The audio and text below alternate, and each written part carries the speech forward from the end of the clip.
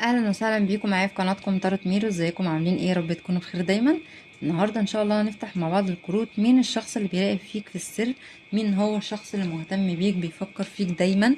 حتى لو الشخص ده ظهر لك انت تعرفه، حتى لو في انفصال ما بينك وما بينه، هنشوف مع بعض برضو اي حاجة بس. او هنشوف هو مين، سوري.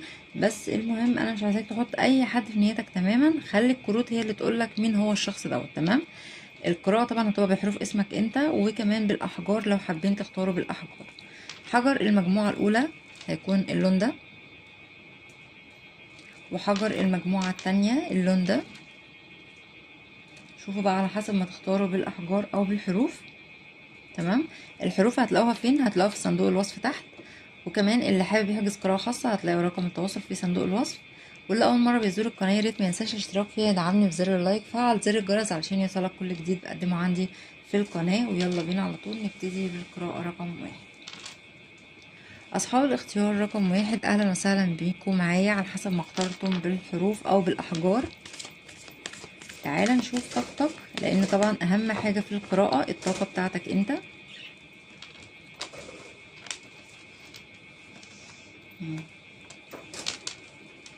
طيب، انا شايفة ان في الطاقة بتاعتك ان انت زي كأنك شايل حمل كبير جدا جدا على كتافك، او في يعني حاجة كده ضغط على قلبك. مشكلة مثلا، او في حلم انت عمال تفكر فيه كتير وبتحلمه كتير وعايز توصله، او هدف حطه في طريقك، وزي كأن انت شايف ان هو صعب جدا الوصول ليه. تمام. كمان شايفاك ان انت يا اما انت عندك اسرة مستقر فيها، يا اما انت نفسك يكون عندك بيت واسرة واطفال واولاد وحاجة زي كده. تمام. شايفاك كمان ان انت قلقان جدا من اشخاص محيطة بيك. ممكن تكون الاشخاص دي خايف ان هم يعملوا فيك حاجة، او ان هم بيكونوا بيتكلموا عليك مثلا بالسوء، او الاشخاص دي بتفتعل معاك او عاوزة تفتعل يعني حاجات. الحاجات دي ممكن تكون هتدمرك فعليا. تمام. ممكن كمان تكون انت خسرت حاجة في الفترة السابقة بسبب مثلا طيبة قلبك، او بسبب ان انت مثلا كنت بتتعامل مع الناس بحسن نية، فده ادى ان انت خسرت حاجات كتير. تمام. فدي الطاقة بتاعتك انت، علشان برضو تعرف القراءة دي منطبقة معاك ولا لا. طيب تعالى كده نسمي الله ونقول بسم الله، ونشوف مين هو الشخص اللي بيراقب فيك في السر وانت ما تعرفش.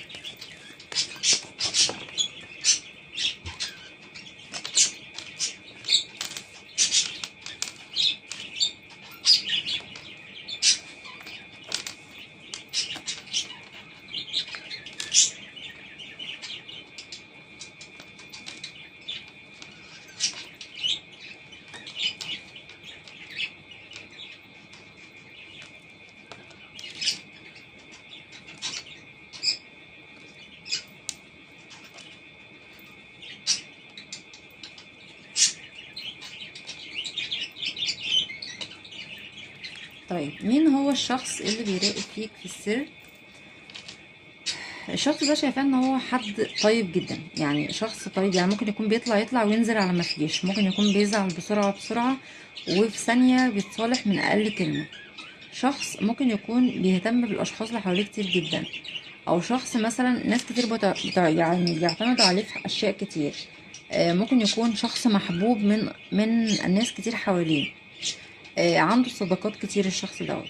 الشخص ده ممكن يكون بيراقبك من خلال مواقع التواصل الاجتماعي، او ده شخص ممكن يكون كان متعرف عليك من خلال السوشيال ميديا.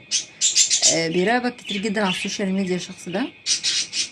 الشخص دوت انا شايفاه ان هو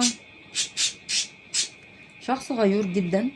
شخص ممكن يكون من الأصدقاء مثلا المحيطة بيك، أو من الأصدقاء اللي موجودة عندك مثلا على السوشيال ميديا، أو ده شخص مثلا ممكن يكون برضو معاك في العمل. يعني لو ما كانش من خلال السوشيال ميديا فده شخص بيشتغل معاك مثلا. تمام.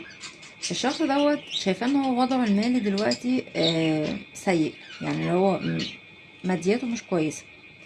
الشخص ده كمان شايفاه ان هو آه، زي كأنه كتاب مفتوح لكل الناس، يعني شخص ما عندوش أسرار يخبيها، شخص على سجيته، أو شخص على طيبته ونيته. تمام. شخص طيب، شخص مثلا اللي هو آه لما تشوفه كده تحس ان هو بيحكي لك على كل تفاصيل حياته، او ان هو مثلا بيحب يتكلم عن الحاجات اللي مضايقاه والحاجات اللي بتفرحه، ما بيحبش يخبي كتير. بس انا شايفه هنا برضو من خلال الكروت ده ممكن يكون شخص مختلف عنك شويه في وجهات النظر، في يعني في طريقه تربيته، في سلوكه. يعني هو في حاجات مختلفه عنك كتير الشخص ده. الشخص ده شايفاه ان هو ممكن يكون متفتح للحياه اكتر منك انت. ممكن يكون مثلا عنده صداقات، عنده معارف، عنده مثلا اماكن كتير بيزورها، ما عندوش قيود. تمام. لكن زي ما قلت لك هو شخص غيور جدا جدا، شخص يميل اكتر للزعل والخصام، يعني اللي هو مثلا قماص، بياخد على خاطره بسرعه، بيحب الاهتمام. الشخص ده بالرغم ان ظاهر لي في البدايه ان هو بيهتم باشخاص كتير حواليه، لكن منك انت عاوز اهتمام اكتر. الشخص دوت يا اما كان هو مرتبط بحد قبلك، او بحد يعني كان في حياته قبل كده، او ده كان متزوج مثلا ومنفصل، او ان الشخص دوت عمال يفكر فيك ان هو عايز يرتبط بيك ارتباط رسمي. تمام. شايفه ان الشخص دوت كمان ممكن يكون في الفتره الحاليه الشخص دوت يعني زي كأن مثلا ايه، لو انت فعلا عرفت هو مين، فهتلاقيه مثلا بيحط حاجات على السوشيال ميديا، حاجات مثلا ان هو متضايق زعلان، او ممكن يكون كمان مختفي. يعني ممكن يكون مختفي عنك مثلا بس بيراقبك من حتت مختلفة، او بيحاول مثلا يظهر لك ان هو مش مهتم مثلا بيك، او ان هو مش موجود، او بيفتعل اشياء بحيث ان انت تاخد بالك منه. تمام. الشخص ده عاطفي جدا جدا، يعني شخص رومانسي بطبيعته. الشخص دوت انا شايفاه كمان لو هقولك من سنه، شايفه ان هو مثلا ممكن يتراوح ما بين 28 سنة لمثلا 34 35 حاجة زي كده. يعني ده هيبقى للأغلب فيكم مش للكل طبعا، متاخدوش السن ده يعني حاجة قياسية. تمام. الشخص دوت كمان شايفاه ان هو زي ما قلت لك ماديات قليلة، شايفاه ان هو ممكن يكون عليه مسؤوليات، لكن هو مش عارف يسد المسؤوليات دي، او عليه مثلا ديون، حاجة من النوع ده. تمام. الشخص دوت مش ثابت في عمل معين، ممكن يكون بيتنقل من عمل لعمل تاني. يعني انا مش شايفاه حتى واضح لي هنا ان هو ثابت في عمل معين، لا الشخص ده ممكن يكون اشتغل اكتر من كذا حاجة. شخص كمان شايفاه ان هو ممكن كمان يكون مفتقد لحد من اهله او لاسرته، ممكن يكون كان لسه من فترة قريبة مفتقد لحد من اهله او اسرته، فدي حاجة مزعلة جدا جدا. الشخص ده كمان شايفاه ان هو آه، شخص وسيم، يعني شكليا هو شكليا وسيم. كمان شايفاه ان هو ممكن يكون شخص رفيع، من مواصفاته ان هو شخص رفيع. ممكن يكون بيحب يركب الخيل او بيعمل رياضة معينة الشخص ده. كمان شايفاه ان هو ممكن يكون عنده مثلا مكان بيزرعوا فيه حاجة، ممكن يكون بيزرع بايده حاجة فعلا، عندهم مثلا ارض، عندهم غيط، عندهم مكان للزراعة هو واهله. كمان الشخص دوت شايفاه ان هو على فكرة حاجة مميزة في شكله، ممكن تكون مناخيره رفيعة أو طويلة شوية. كمان شعره ممكن يكون مدي على البني، اللون البني. تمام. وشخص أنيق جدا جدا في نفسه، في لبسه. ممكن كمان يكون بيحب بيلبس مثلا كاب، أو بيحب يلبس مثلا برنيطة، حاجة زي كده مثلا. يعني من الأشخاص اللي بتفضل الحاجات دي. شايفاه بيحب يلبس حاجة على راسه كتير. ممكن يكون شعره طويل كمان الشخص ده. الشخص ده ممكن تكون عينيه حاجة يعني مميزة فيه. كمان الشخص دوت ممكن يكون مثلا مدي على الحمار شوية لون خدوده، او مثلا هو يا بني يا اما خدوده مدي على الحمار شوية. تمام. دي برضو من المواصفات اللي ظاهرة قدامي. شخص على فكرة بيعافر جدا جدا في الحياة، وتعبان جدا الشخص ده على فكرة، لانه واضح ان هو مش لاقي نفسه في الدنيا اللي هو عايشها. مش لاقي نفسه في العمل، مش لاقي نفسه حتى مع اسرته. ممكن يكون الناس بتيجي عليه كتير، لانه انا شايفه ان هو شخص طيب. ممكن يكون بيضحك عليه كتير، او الناس مثلا بتستعطف قلبه مثلا كتير. الشخص ده زي ما قلت لك ممكن يكون مختلف عنك كمان في السن، يعني ممكن يكون مختلف عنك خالص الشخص دوت.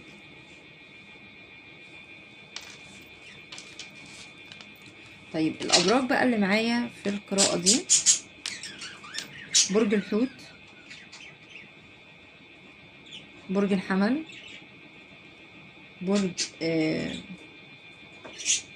السرطان، برج الجوزاء، برج القوس موجود برضو، كمان برج الثور موجود.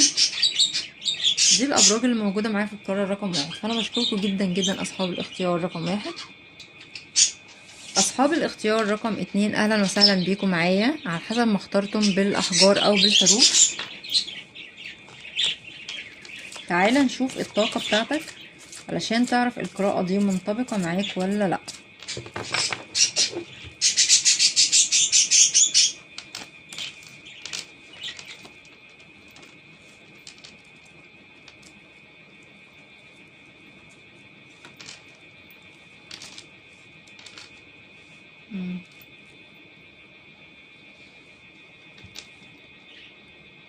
طيب انا شايفاك ان انت بتحاول تظهر القوة لحد.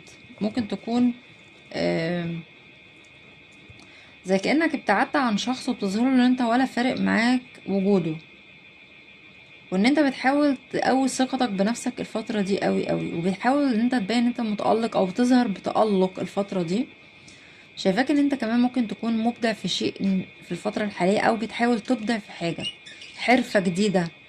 بس على فكرة انت ممكن تكون بتتلاعب بالشخص ده، يعني بتحاول تبين له حاجة عكس اللي جواك تماما، يعني بيبين له قوة وانت هتموت عليه.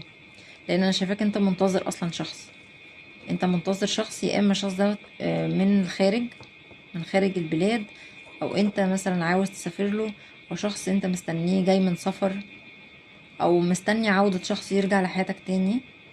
وكمان ممكن يكون في الطاقة بتاعتك انت عاوز تسافر اصلا. ممكن تكون الفترة دي بتحاول تعمل مثلا رياضة، بتعمل دايت، حاجة زي كده. كمان شايفاك ان انت ممكن يكون كان عندك انفصال في السابق، او انفصال مع شخص انت برضو بتفكر فيه لحد دلوقتي. شايفاك عندك حنين لذكريات جميلة جدا بتجمع يا اما ما بينك وما بين حبيب سابق، او شخص انت منتظره من الماضي، او ذكريات مع حد مثلا صديق، اخ صغير، حاجة زي كده. مفتقد لحد اصغر منك، تمام، او مفتقد لايام الطفولة. يعني انت حاسس ان في حاجات من ايام زمان انت نفسك ترجع تاني، مفتقدها جدا جدا. ممكن يكون عندك الفترة دي في كارما في حياتك، او حاجة مثلا عمالة تلف وترجع تاني زي ما هي، كل ما بتحاول تخرج منها بترجع تاني في حياتك. بس حاجة مش كويسة، تمام. في برضو ذكريات سيئة في حياتك مش عارف تنساها لأشخاص معينة، يا إما شخص انت كنت بتحبه، يا إما ناس ما كنتش متوقع منهم الغدر والخيانة وفعلا لقيت منهم حاجة زي كده. فدي الطاقة بتاعتك انت، عشان برضو تعرف القراءة دي منطبقة معاك ولا لا. طيب تعالى كده نقول بسم الله ونشوف مين الشخص اللي بيراقبك في السر وانت ما تعرفش، او بيفكر فيك، او مهتم لأمرك، او مشغول بيك.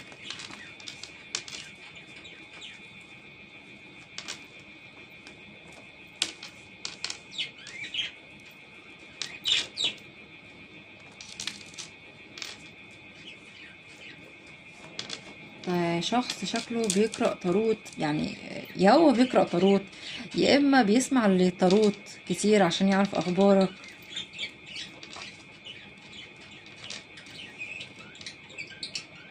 شخص عنيد جدا جدا جدا جدا، وعلى فكرة انت ممكن تكون عنيد زيه برضه.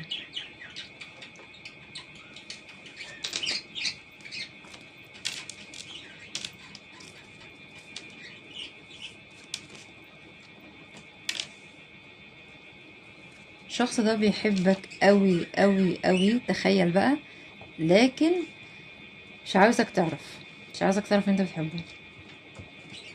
ده هو يعني بص مش عايزك تاخد بالك اصلا ان هو بيبص عليك او ان هو بيفكر فيك، برغم ان هو من جواه يعني كده هيتجنن عليك الشخص ده. تمام، تعالوا برضه احنا هنعرف مواصفاته لسه، بس انا حبيت اقول لك حاجات فيه. مم.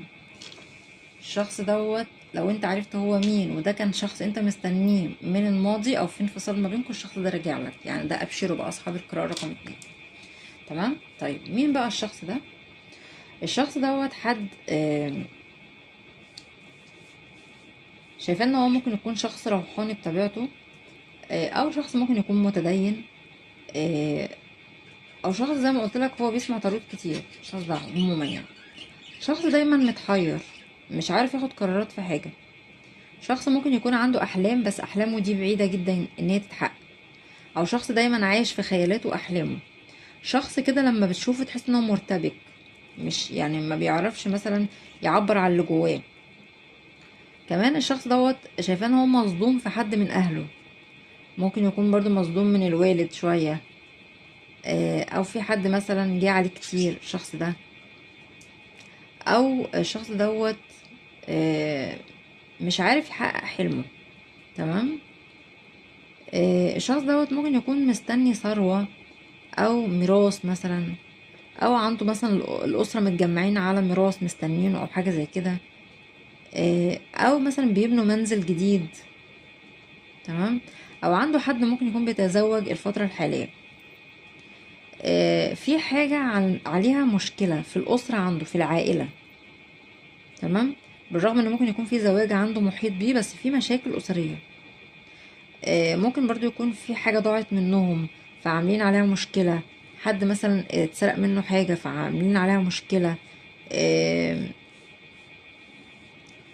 الشخص ده شايفاه ان ممكن يكون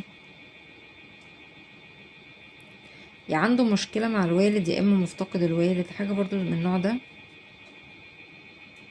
الشخص ده برضو شايفاه ان هو شكاك جدا جدا، وشخص زي كأنه مش شايل للدنيا هم، بالرغم انه ممكن يكون مثلا امكانياته ضعيفة او كده.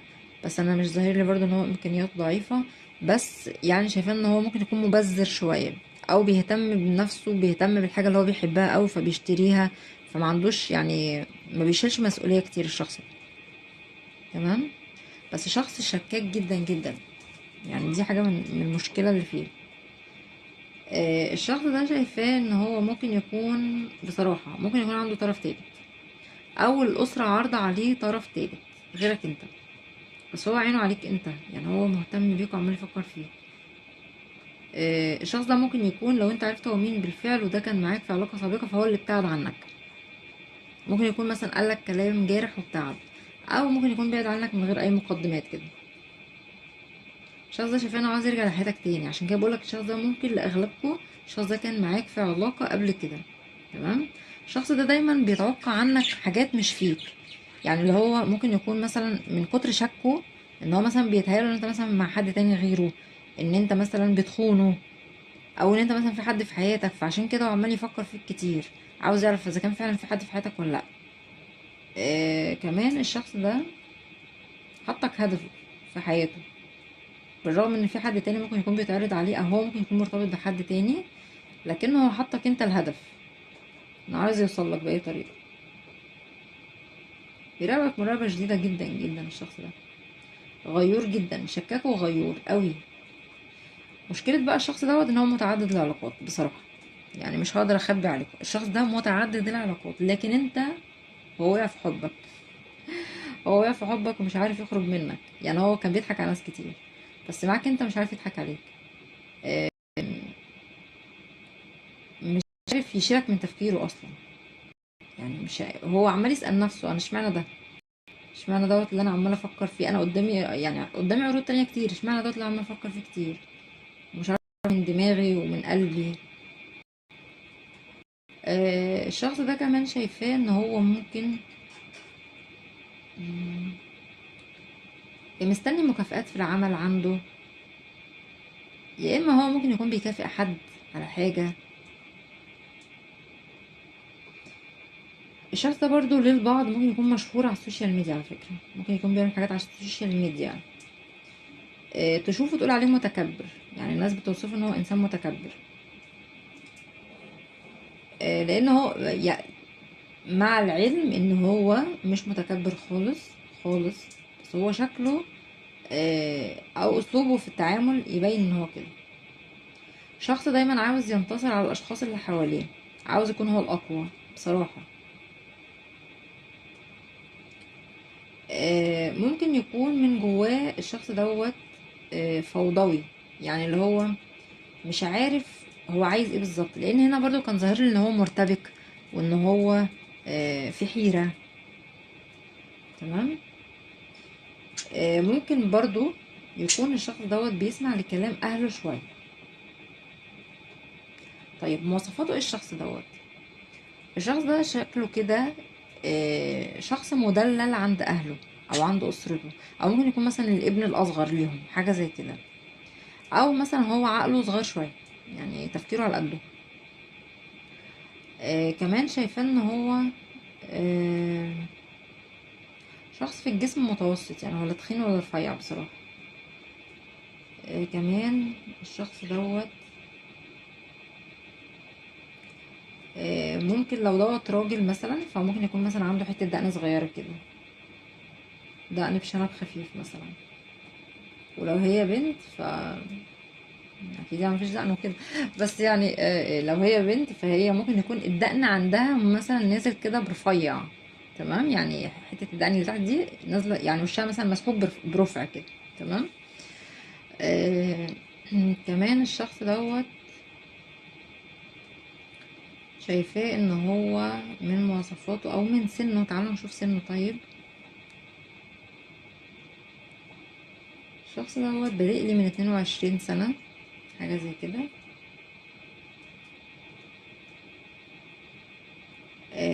لحد مثلا، يعني في اشخاص معايا هنا هنقول مثلا لحد 30. السن مش مناسب معاك فما ترتبطش بالسن، بس دوت هيبقى للاغلب فيكم من 22 سنة ل 30 سنة الشخص ده. كمان من مواصفات الشخص دوت ايده ممكن تكون مميزة شوية او صوابعه، يعني ممكن يكون في حاجة في ايده او صوابعه حاجة مميزة شوية. تمام.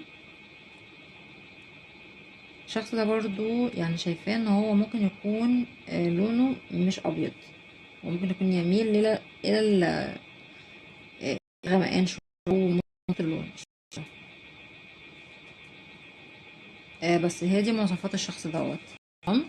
طب تعالوا بقى نشوف اللي ظهرت لي معايا. برج في برج العقرب، برج الميزان تاني، وفي دلو الحوت، عذراء، وفي حمل، سرطان. دي الأبراج اللي معايا، فأنا بشكركم جدا جدا على الاختيار رقم 2. يا رب الفيديو يكون عجبكم. لو عجبكم بقى أول مرة بتزوروا القناة ياريت ما تنسوش الاشتراك فيها، دعموني بزر اللايك، فعلوا زر الجرس، وإلى اللقاء في فيديو آخر إن شاء الله.